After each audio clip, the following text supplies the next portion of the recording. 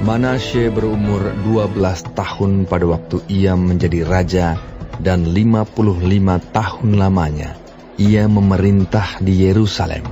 Nama ibunya ialah Hefzibah. Ia melakukan apa yang jahat di mata Tuhan, sesuai dengan perbuatan keji bangsa-bangsa yang telah dihalau Tuhan dari depan orang Israel. Ia mendirikan kembali bukit-bukit pengorbanan yang telah dimusnahkan oleh Hizkia ayahnya.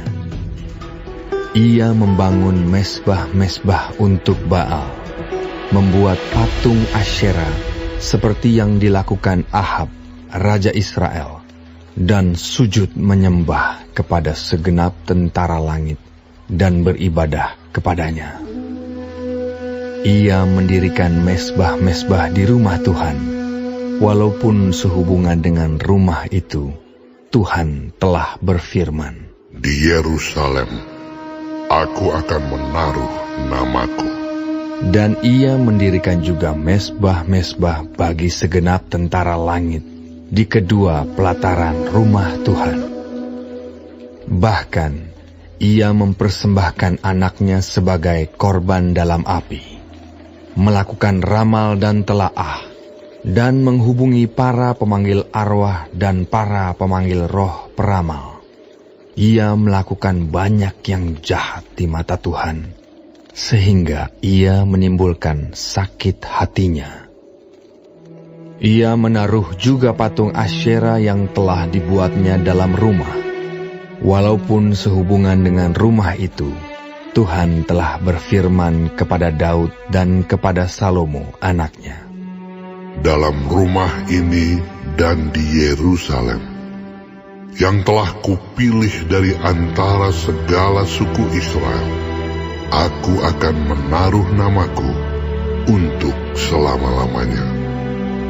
Aku tidak akan membiarkan bangsa Israel lagi dibawa keluar dari tanah yang telah kuberikan kepada nenek moyang mereka, asal saja mereka tetap berbuat tepat seperti yang telah kuperintahkan kepada mereka, dan tepat menurut hukum yang telah diperintahkan kepada mereka oleh hambaku Musa."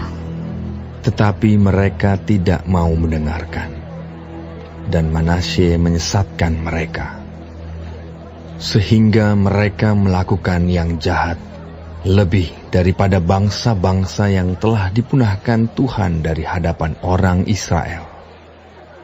Kemudian berfirmanlah Tuhan dengan perantaraan para hambanya, yakni para nabi, "Oleh karena Manasye, Raja Yehuda, telah melakukan kekejian-kekejian ini, berbuat jahat lebih daripada segala yang telah dilakukan oleh orang Amori yang mendahului dia, dan dengan berhala-berhalanya, ia telah mengakibatkan orang Yehuda berdosa pula.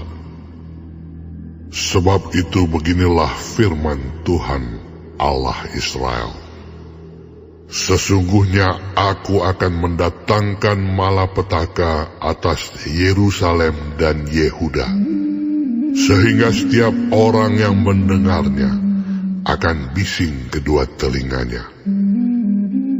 Dan aku akan merentangkan atas Yerusalem tali pengukur sama seperti atas Samaria, dan tali unting-unting sama seperti atas keluarga Ahab.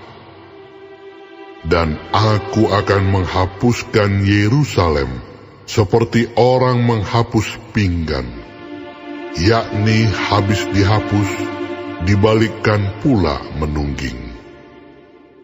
Aku akan membuangkan sisa milik pusakaku, dan akan menyerahkan mereka ke dalam tangan musuh-musuh mereka, sehingga mereka menjadi jarahan dan menjadi rampasan bagi semua musuh mereka.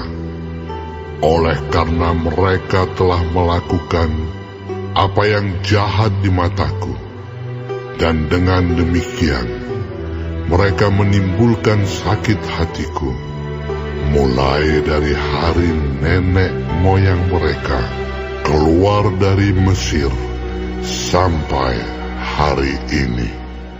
Lagi pula, Manasye mencurahkan darah orang yang tidak bersalah sedemikian banyak, hingga dipenuhinya Yerusalem dari ujung ke ujung, belum termasuk dosa-dosanya yang mengakibatkan orang Yehuda berdosa pula, dengan berbuat apa yang jahat di mata Tuhan.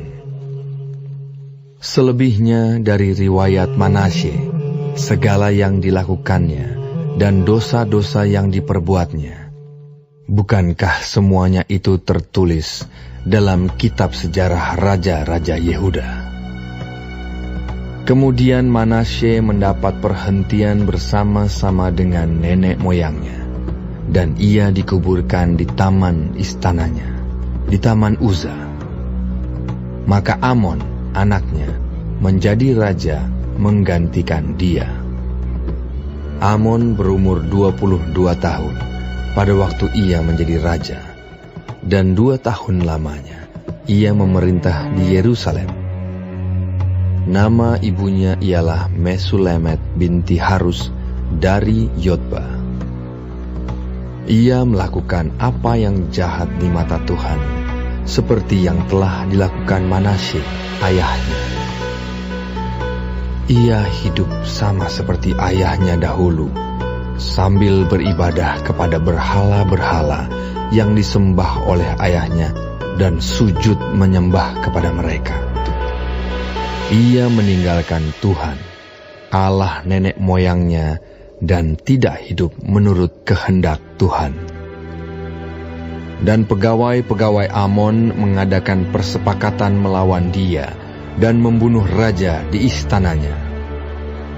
Tetapi rakyat negeri itu membunuh semua orang yang mengadakan persepakatan melawan Raja Amon. Dan rakyat negeri itu mengangkat Yosia, anaknya, menjadi raja menggantikan dia. Selebihnya dari riwayat Amon, apa yang dilakukannya, bukankah semuanya itu tertulis dalam kitab sejarah raja-raja Yehuda? Kemudian ia dikuburkan dalam kuburnya di taman Uza. Maka Yosia anaknya menjadi raja menggantikan dia.